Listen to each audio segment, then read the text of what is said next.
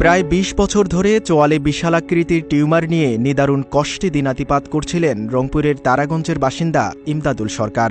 অবশেষে Rangpur medical college হাসপাতালে অস্ত্রোপচারের মাধ্যমে তার অসহনীয় যন্ত্রণার অবসান হল।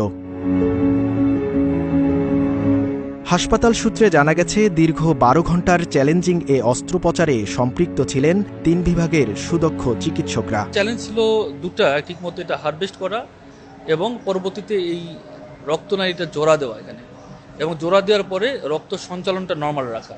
বড় অপারেশন করার পরে তার পোস্ট অপারেটিভ যে কেয়ারটা, ইমিডিয়েট কেয়ারটা, হ্যাঁ, এগুলো একটা বড় চ্যালেঞ্জ ছিল। চিফ সার্জন হিসেবে ছিলেন ডাক্তার আব্দুল্লাহ মাসুদ, আর আমি ছিলাম ডাক্তার আরিফুল ইসলাম, ডক্টর খন্দকার শাহজাহান, উনি জুনিয়র কনসালটেন্ট আমার ডিপার্টমেন্টের, ডক্টর বিদ্যুৎ সরকার ও সহকারী রেজিস্ট্রার, এবং আরেকজন ছিলেন ডাক্তার সাব্বির মোর্শেদ, ও ছিল রেজিস্ট্রার আমাদের ওরাল মেডিকেল সার্জারি বিভাগ।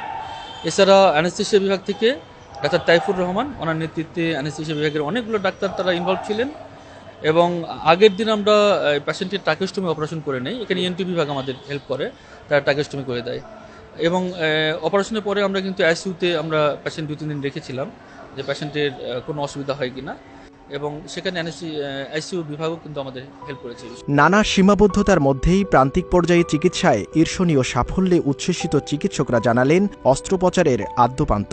আমরা অপারেশনটা করলাম, পুরা চোয়ালটা ফেলে দিয়ে পা থেকে হাড্ডি, মাংস, চামড়া এবং রক্তনালী এটা দিয়ে নতুন করে আমার হাড্ডিটা তৈরি করতে হয়েছে, এবং সাথে যেই চোয়ালটা ছিল, চোয়ালের সাথে দাঁত ছিল, সব কিন্তু ফেলে দিতে হয়েছে। পায়ের যে দুইটা হাড় থাকে, একটা টিবিয়া, একটা ফিবুলা, তো ফিবুলাটা নন লোড বিয়ারিং, ওই বোনসটা হচ্ছে নেওয়া যায়। এটার যে ব্লাড সাপ্লাই, সেই ব্লাড সাপ্লাই সহ আমরা নিয়ে হচ্ছে এটা যেহেতু সোজা একটা হাড়, এই হাড়টাকে হচ্ছে ঠিক কাঠ মিস্ত্রির মতো ওই অন দ্য টেবিল বাকি হচ্ছে এই চোয়ালের আকৃতি দেওয়া হয়, এবং ওটার যে রক্তনালী, এই রক্তনালী ঘাড়ের আমাদের গলায় যে রক্তনালী আছে সেই রক্তনালীর সাথে অ্যাটাচ করা হয়।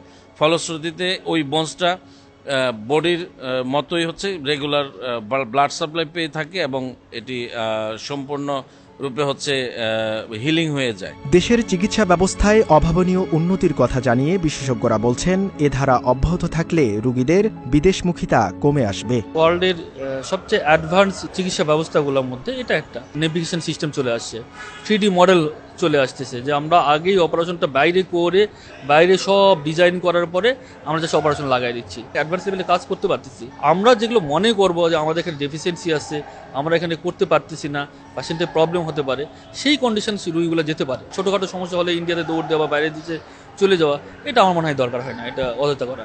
ডাক্তারদেরকে প্রাধান্য দিতে হবে, এবং আসলে যেই ট্রেনিংগুলো তাদের কাজে লাগবে সেই ধরনের ট্রেনিংগুলো যদি গভর্নমেন্ট বাইরে পাঠায়, অথবা বাংলাদেশে যদি এই ট্রেনিংয়ের ফেসিলিটি করা হয়, সেই ক্ষেত্রে হচ্ছে এই দক্ষ জনবল তৈরি হবে, এবং দক্ষ জনবল তৈরি হইলেই এই অপারেশন প্রত্যেকটা মেডিকেল কলেজ হয়েছে প্রত্যেক জায়গায় আসলে সম্ভব। এদিকে প্রায় 2 যুগের দুঃসহ যাতনা থেকে স্বাভাবিক জীবনে ফিরতে পেরে সীমাহীন খুশি ইমদাদুল সরকার।